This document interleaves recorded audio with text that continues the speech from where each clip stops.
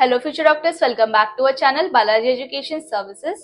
आज के इस वीडियो में हम एक इम्पोर्टेंट टॉपिक पे बात करने वाले हैं। नीट ईयर 2025 राउंड 1 काउंसलिंग अब ऑफिशियली ओवर हो चुकी है और राउंड 2 की काउंसलिंग प्रोसेस में है।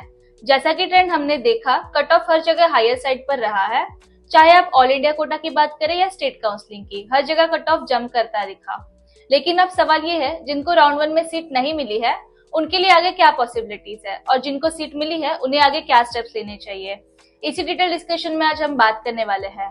सबसे पहले बात करते हैं राउंड 1 की ट्रेंड्स की। राउंड 1 हर जगह फ्री एग्जिट होता है। कैंडिडेट मल्टीपल स्टेट्स और एमसीसी दोनों जगह अप्लाई करके चॉइसेस भर सकते हैं।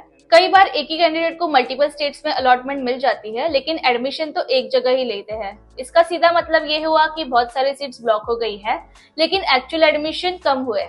Result cut off higher side पर दिखा, लेकिन अच्छी खबर ये है कि यही वैकेटेड सीट्स अब राउंड 2 में वापस काउंसलिंग में आएगी और यही से अपने लिए नए चांसेस बनेंगे।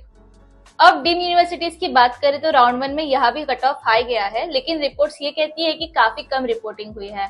इसका मतलब राउंड 2 में बहुत सारी सीट्स वैकेंट होगी और कट ऑफ ड्रॉप करेगा। तो जिन कैंडिडेट्स को डीम में राउंड 1 में मिस हुआ उनके लिए राउंड 2 एक अच्छा मौका रहेगा। स्टेट वाइज पॉसिबिलिटीज की बात करें तो उत्तर प्रदेश हर साल काउंसलिंग में सरप्राइज देता है। हिस्ट्री ये कहती है कि राउंड 1 के बाद ज्यादा सीट्स फिल हो जाती है, सिर्फ 15 to 20% सीट्स ही राउंड 2 में वैकेंट आती है। लेकिन इस साल फीस हाइक की वजह से पॉसिबिलिटी है कि कुछ स्टूडेंट्स एडमिशन लेने के लिए ऑप्ट आउट करें। स्टिल यहाँ ज्यादा ऑप्टिमिस्टिक मत बनिए, हो सकता है कट ऑफ ज्यादा ड्रॉप ना करे। यूपी अनप्रेडिक्टेबल रहता है, इसलिए केयरफुल प्लानिंग जरूरी है। West Bengal generally low cut off वाला स्टेट माना जाता है, खासकर मैनेजमेंट कोटा में, लेकिन इस साल यहाँ भी इंटरेस्ट ज्यादा रहा और कट ऑफ हाई चला गया। राउंड 1 में कई कैंडिडेट्स ने बैकअप के तौर पर रजिस्ट्रेशन और चॉइस फिलिंग की, लेकिन अब कर्नाटका सीट्स वैकेंट दिखने के बाद बहुत पेरेंट्स ऑप्ट आउट कर रहे हैं।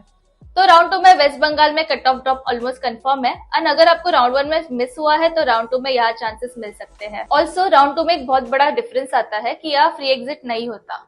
कर्नाटका में भी 1 लाख रुपए सिक्योरिटी लगेगा, एंड अगर आपको मल्टीपल सीट्स में अलॉटमेंट मिल जाती है और आप एडमिशन नहीं लेते तो एक जगह सिक्योरिटी डिपॉजिट फॉरफिट हो ही जाएगा।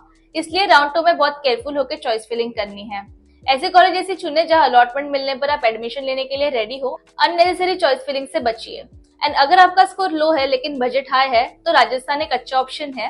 राजस्थान नॉन डोमिसाइल कैंडिडेट के लिए राउंड 3 काउंसलिंग ओपन करता है। इस साल इंडिकेशंस ये भी है कि कर्नाटका में भी राउंड 3 रजिस्ट्रेशन ओपन हो सकता है।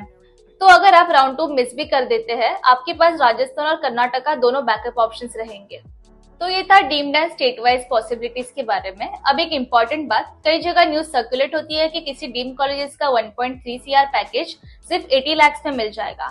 तो स्टूडेंट्स, ये कभी पॉसिबल नहीं है। कॉलेजेस हमेशा मैक्सिमम बजट में एडमिशन लेना चाहते हैं, तो ऐसे ट्रैप में मत फंसिए, वरना आपका फाइनेंशियल लॉस होना तय है। ऑल्सो राउंड 2 काउंसलिंग में एंट्री लेने से पहले अपनी rank versus possibility clear analyse करें, बजट क्लियरिटी देखें, सिक्योरिटी डिपॉजिट लॉस से बचिए, एंड चॉइस फिलिंग सिर्फ उन्हीं कॉलेजेस में करिए जहां आप एडमिशन लेना चाहते हैं। काउंसलिंग पूरी तरह से स्ट्रैटेजी और प्लानिंग पर डिपेंड करता है। केयरलेस अप्रोच से आपका साल भी वेस्ट हो सकता है और आपका पैसा भी।